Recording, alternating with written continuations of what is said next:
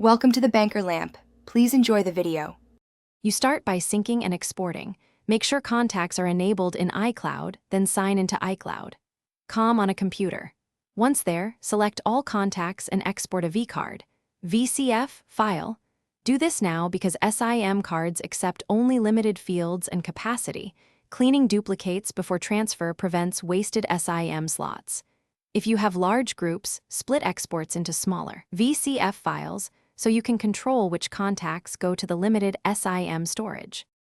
Now move the vCard to an Android device because iOS cannot write to SIM.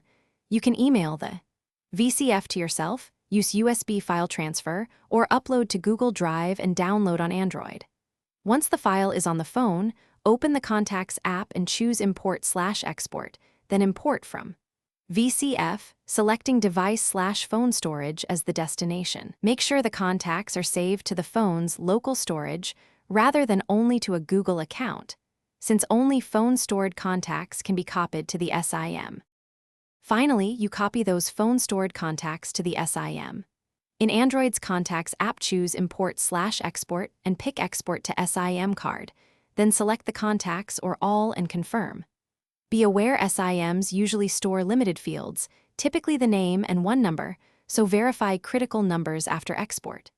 If something goes wrong, toggle airplane mode and retry, restart the phone, or re-import the vCard to phone storage and attempt the SIM export again. This often resolves. Thanks for watching. If this was helpful, leave a like and consider subscribing. See you next time.